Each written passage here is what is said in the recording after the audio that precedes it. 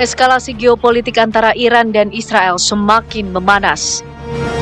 Kedua negara terlibat aksi saling serang dengan menggunakan rudal dan pesawat tanpa awak. Penyerangan yang dilakukan kedua negara semakin serius. Target pusat militer, objek vital, dan perekonomian mulai dibombardir.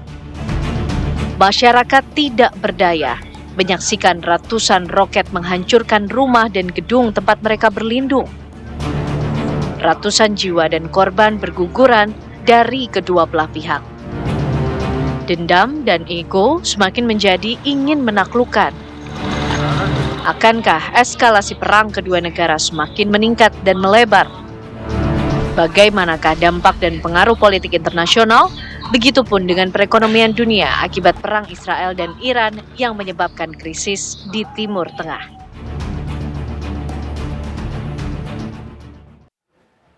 Kita akan langsung membahasnya pemirsa dengan narasumber yang sudah hadir di Apa Kabar Indonesia Malam. Kita akan langsung sapa ada Bu Suzy Sri Suparit S. Sudarman yang merupakan pakar hubungan internasional UI. Selamat malam Bu Suzy. Selamat malam Tiara. Terima kasih sudah hadir di Apa Kabar Indonesia Malam. Saya terima kasih diundang juga. Baik. Kemudian melalui sambungan Zoom juga sudah tersambung bersama kami Bapak Hidayat Nur Wahid yang merupakan Wakil Ketua MPR Republik Indonesia. Selamat malam Pak Hidayat. Selamat malam juga Dr. Susi. Baik, terima kasih sudah tersambung. Saya mungkin ke Bu Susi terlebih dahulu. Bu Susi, perang antara Israel dan juga Iran ini kan sudah berjalan 5 hari. Anda melihat kekuatan militer antara kedua negara ini seperti apa? Berkaitan juga dengan siapa yang ada di baliknya. Karena kita ketahui sokongan alutsista kemudian juga peperangan ini di balik Israel ini kan ada Amerika begitu ya. Kemudian di balik Iran sendiri, Iran sudah menyatakan bahwa tidak ada negara satupun yang kemudian saya butuhkan untuk melawan Israel sebenarnya. Tapi kita juga tahu banyak negara-negara yang ada di belakangnya. Seperti apa Anda melihatnya? Ya, gimana ya? Israel itu menang dalam artian hardware-nya, juga software-nya dia cukup canggih gitu ya. Kalau Pak Cepi saya kutip dia menggunakan network-centric power ya, jadi agak canggih gitu, sedangkan kekuatan Iran adalah dalam secrecy-nya, karena penghimpunan masyarakatnya itu penghimpunan melalui dimensi spiritual, okay? Jadi mereka compact gitu, tapi mengenai scientific progress-nya kita nggak pernah tahu karena mereka kan tidak terbuka ya. Jadi kalau dilihat sekarang ini banyak yang dihancurkan di Iran ya karena memang mungkin superiority dalam alutsista ada di Israel, tapi kekuatan untuk menaklukkan masyarakat Iran yang sebetulnya diharapkan akan melakukan regime change untuk meruntuhkan kekuatan Ayatullah mungkin masih jadi pertanyaan besar. Oke, baik. Tapi kalau kita lihat secara karakter negaranya, Bu Suzy, kalau kita lihat juga dari Israel dan Hamas yang kemudian menyerang, kita ingat pada Oktober 2023 lalu, kemudian Israel dengan karakternya yang ofensif begitu ya, tidak berhenti menggempur Gaza ataupun juga Palestina. Nah, bagaimana dengan Iran yang kemudian ini sudah digempur duluan oleh Israel, apakah dia juga akan memiliki pendirian yang sama untuk kemudian ofensif atau lebih ke defensif? Masalahnya dia dikerumuni oleh kalangan-kalangan yang tidak suka karena alirannya kan aliran Syiah ya. Jadi Sunni majority Arabs sama sekali nggak berpihak kepada sesama Muslim yang sektenya berbeda. Lalu kita lihat lagi bahwa negara Barat memang ada rasa ketakutan terhadap komunitas yang dirajut dari spiritualitas. Ya karena mereka tidak terbiasa menjadi bangsa yang dirajut oleh spiritualitas. Mereka lebih bebas dalam artian terbuka dan semuanya tidak ada rahasia dan semuanya bisa dibaca, semuanya bisa kita telusuri. Tapi kalau menghadapi Iran yang banyak tertutupnya, mungkin mereka merasa saya nggak begitu cocok dengan sistem ini. Jadi mungkin kalau Iran sendiri kalah akan lebih baik dunia ini. Tapi itu kan hanya harapan ya. Harapan dalam artian kalau kita kembali kepada Israel dan yang cita-cita Yunon Plan untuk mengambil Transjordan, mengambil Syria, mengambil sebagian Saudi Arabia, mengambil Lebanon, apakah akan terjadi kestabilan? Ini kan cuma mimpi ya. Kalau negara-negara itu dipretelin, diambil sedikit-sedikit, tentunya akan menjadi masalah besar ya. Karena sebetulnya setiap negara nggak mau kalau bagian dari negerinya itu diambil oleh negara lain. Jadi kalau ada imajinasi bahwa the Yinon Plan itu bisa terwujud dan akhirnya mereka bisa membangun kuil ketiga di masjid yang menjadi tumpuan dari umat Muslim, ya agak rawan ya, agak rawan untuk dilanjutkan. Baik, saya ke Pak Hidayat Nur Wahid. Pak Hidayat, ini Komisi 1 yang kemudian ini diwakilkan pada saat itu oleh Ketua Komisi 1, Pak Atut Adianto gitu ya, menyebutkan bahwa pemerintah ini meminta pemerintah untuk kemudian harus sigap menyikapi dan juga mengantisipasi ancaman besar perang Israel dan juga Iran. Kalau menurut Anda sendiri atau menurut Komisi 1, sebenarnya yang sepatutnya dilakukan oleh pemerintah kita saat ini apa? Apa yang harus difokuskan? Ya, yang harus difokuskan diantaranya adalah tentu berpegang pada konstitusi ya. Di pembukaan Undang-Undang Dasar kita jelas menentukan dua hal. Di alinea pertama itu ketentuan tentang berpihak kepada kemerdekaan, dalam konteks ini tentu kemerdekaan Palestina, dan menolak penjajahan yang dilakukan oleh Israel dalam konteks ini. Dan yang di alinea keempat ditegaskan tentang keharusan Indonesia untuk aktif di dalam menghadirkan ketertiban dunia dan berdasarkan pada perdamaian. Dan ini tentu saja mengharuskan Indonesia untuk lebih berani berperan aktif karena Indonesia diterima dengan sangat baik oleh beragam komunitas, baik itu komunitas PBB, komunitas ICC, ICG, komunitas OKI, dan seterusnya. Nah, tapi saya ingin kembali kepada tadi yang dibicarakan di depan ya, bahwa tadi mohon maaf Ibu Susi menyebutkan seolah-olah Iran yang Syiah kemudian tidak disukai oleh negara-negara Arab yang Sunni dan karenanya tidak mendukung. Fakta sekarang Ibu, seluruh negara Teluk yang Sunni itu semuanya mendukung Iran. Bahkan barusan tadi siang presiden daripada Uni Emirat Arab menyatakan dukungannya kepada Iran. Sebelumnya bahkan Saudi secara terbuka melalui putra mahkota Pangeran Muhammad bin Salman secara terbuka menyampaikan dukungan pada Iran. Demikian juga Qatar. Jadi posisinya sekarang dalam konteks ini tidak lagi dilihat sebagai Sunni Syiah, tapi posisinya adalah bahwa negara-negara ini menolak apa yang dilakukan oleh Israel, melakukan penyerangan terhadap negara berdaulat yang bernama Iran.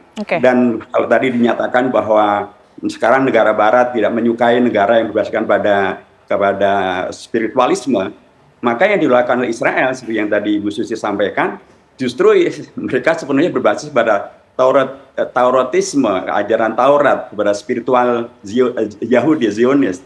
Apa yang tadi disebutkan tentang kemungkinan Israel akan mengembangkan dengan mewujudkan Israel Raya, dengan mengambil sebagian kawasan Saudi, sebagian kawasan Mesir, mengambil semua Jordan, sebagian kawasan Libanon, sebagian kawasan Syria, itu semuanya basisnya adalah spiritualisme ala Zionis. Jadi negara-negara Barat sekarang ini sudah menghadirkan satu fakta baru, bahwa tidak semuanya mereka menyukai apa yang dilakukan oleh Israel, bukan karena spiritualisme Israelnya, tapi karena kejahatan perang yang dilakukan Israel, kejahatan kemanusiaan yang dilakukan Israel. Bahkan ICG sudah membuat fatwa tentang pendudukan Israel adalah ilegal. ICC bahkan menyampaikan bahwa Netanyahu dan Galan melakukan kejahatan perang dan kejahatan militer karenanya difatwakan untuk ditangkap gitu ya.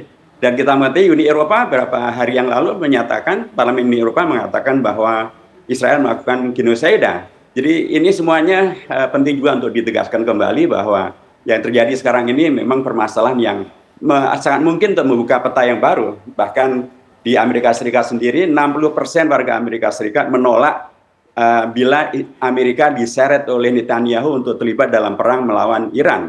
Bahkan yang setuju hanya 16% saja. Sementara sebagian warga Amerika Serikat termasuk anggota Kongresnya, Sanders misalnya dengan tegas menyampaikan menolak bila kemudian Amerika dibawa kepada perang ilegal yang dilakukan Israel terhadap Iran. Masyarakat Amerika sendiri sudah menegaskan kenapa Amerika diminta oleh Netanyahu maupun oleh warga Israel untuk membantu atau untuk ikut perang melawan Iran. Mereka mengatakan, Anda kan katanya hamba Tuhan yang pilihan, kenapa harus minta tolong pada Amerika? Ini perang Anda, bukan perangnya Amerika. Baik, Pak Hidayat. Kenapa juga Anda harus mengajak Amerika untuk perang melawan Iran? Oke, Kami semuanya sudah terbebani dengan pajak yang luar biasa sangat berat. Jadi saya ingin mengatakan bahwa peta dunia sekarang sudah mulai berubah, dan bahkan yang tadi disebutkan bahwa seolah-olah Iran tidak lebih hebat dari sisi militer dibandingkan dengan Israel. Baik, Pak Hidayat. Ternyata dalam komposisi kekuatan militer negara global, Iran itu berada di ranking ke-15, sementara Israel berada di ranking 16. Satu tingkat Jadi di bawah. ini juga bukan hal yang kemudian dengan mudah akan difahami seolah-olah Kami tangkap Iran poinnya, Pak Hidayat. Tentunya nanti kita saja. akan meminta ya tanggapan dari Bu Susi sendiri, begitu ya, karena tadi sudah ada beberapa poin yang nampaknya tidak sesuai dengan apa pandangan dari Pak Hidayat Nur Wahid, begitu. Tapi kita jeda terlebih dahulu. Apa kabar Indonesia Malam masih akan kembali untuk Anda, pemirsa. Ya, sebelum saya meminta tanggapan Bu Susi, pemirsa, kita akan memantau terlebih dahulu ya kondisi terkini di Iran. Saat ini sudah ada warga negara Indonesia di Iran yang akan bergabung bersama kami. Ada Sayyid Idrus di sana. Assalamualaikum. Idrus, seperti apa kondisi hingga setidaknya hari ini ya di sekitar Anda berkaitan dengan eskalasi perang Israel dan juga Iran? Oke, hari ini tanggal 18 Juni, saya berada di kota Qum. Waktu setempat menunjukkan pukul 16.15 di sore hari.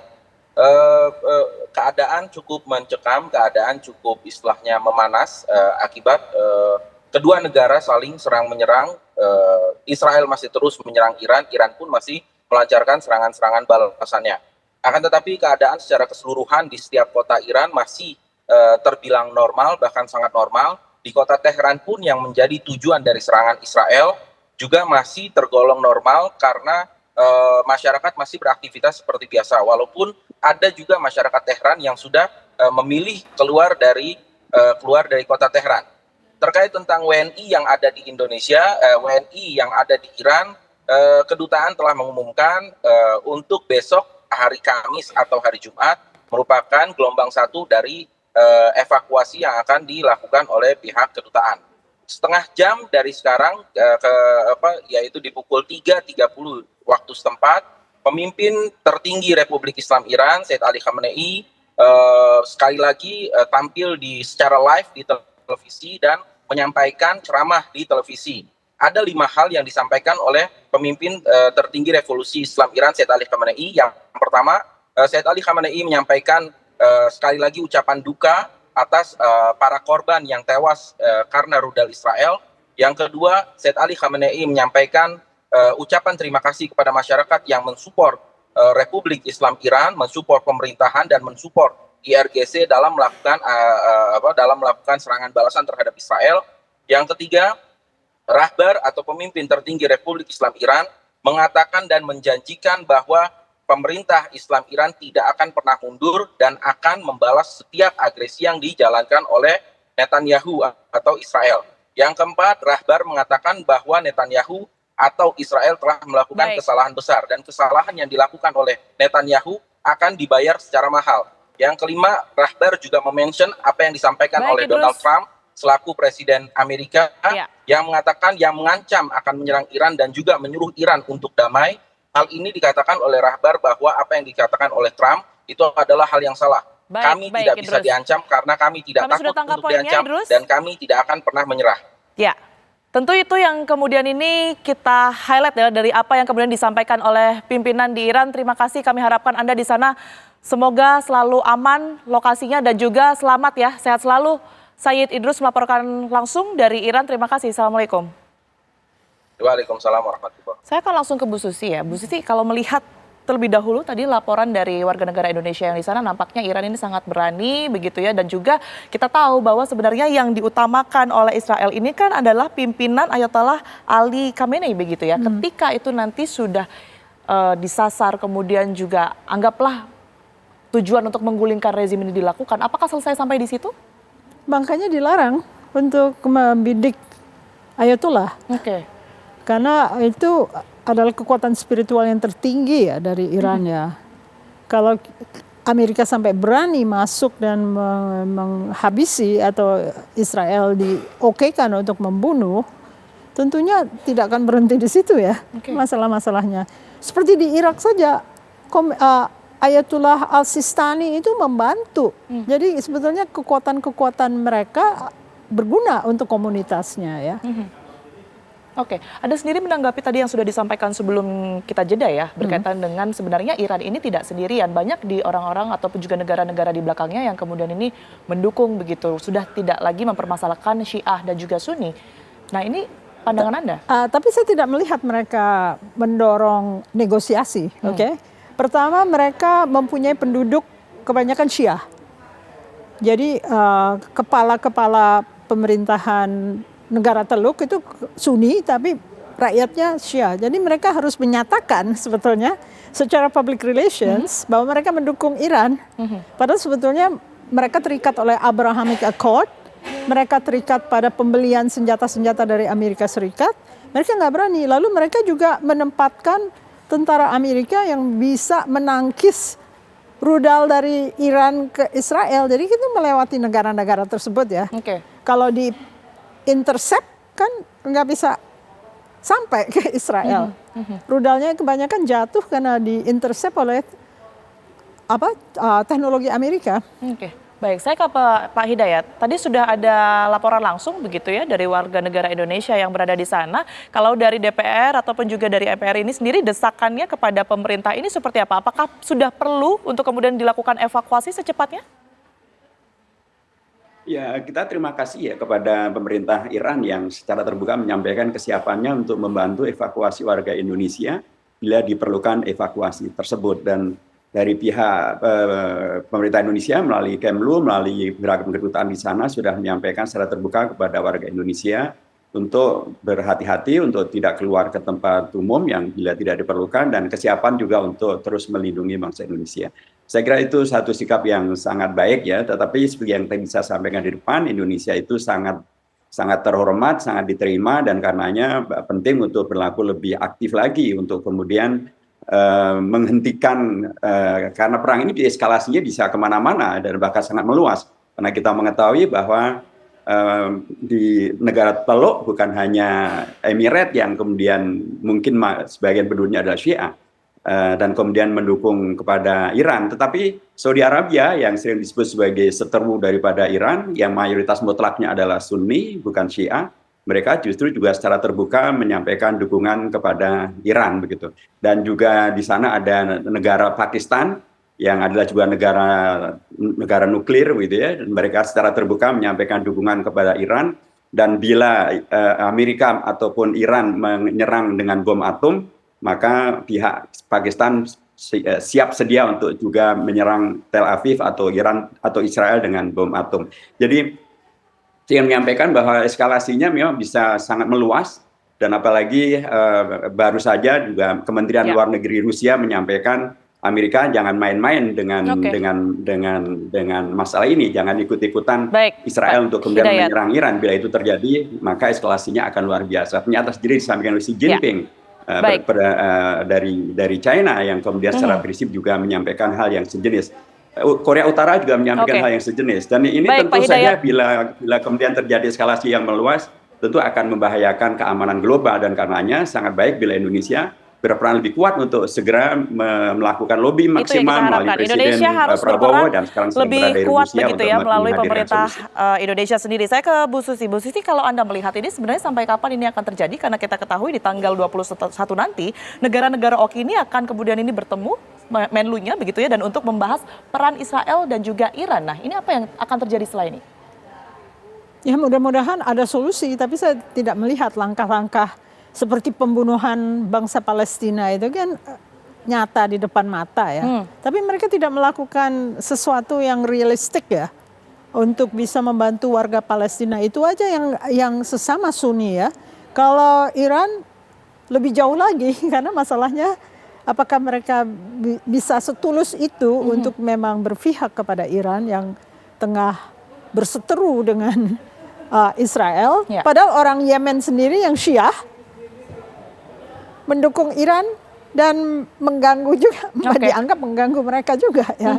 Jadi sekarang kita membutuhkan kejujuran ya, apakah mereka bisa memutuskan hubungan dengan Amerika Serikat untuk pembelian alutsista, atau juga bisa juga secara jujur menyatakan bahwa Abrahamic Accord itu baik. tidak membela Palestina. Gitu Baik, lah. Bu Susi. Tentu kita harapkan pemerintah kita bisa tegas begitu ya dalam menyikapi ini semua dan juga tidak kemudian ini bisa mencari solusi untuk kemudian ini meredam konflik-konflik ini begitu ya. Bu Susi, terima kasih banyak atas waktunya. Kemudian juga Pak Hidayat Nurul itu sudah bergabung bersama kami di Apa Kabar Indonesia Malam. Tapi jangan Terima pernah kasih. lupa Gaza. Sehat selalu. Gaza dilakukan semuanya. dengan cara-cara yang luar biasa. Baik, itu yang kita harapkan. Sudah dilakukan dan bahkan Holocaust. Ya. Jangan sampai perang Israel-Iran ini justru mengalihkan terhadap masalah Gaza yang luar biasa dilakukan secara sangat biadab. Terima kasih. Itu yang kita harapkan sama-sama. Dan pemirsa, informasi selanjutnya juga akan kami hadirkan bersama rekan saya Kenana. Ya, dan perbincangan tadi sekaligus mengakhiri kebersamaan kita pemirsa di Apa Kabar Indonesia malam hari ini. Saya Kenana. Dan saya Tiara Harap, pemirsa pamit undur diri. Terima kasih. Sampai jumpa.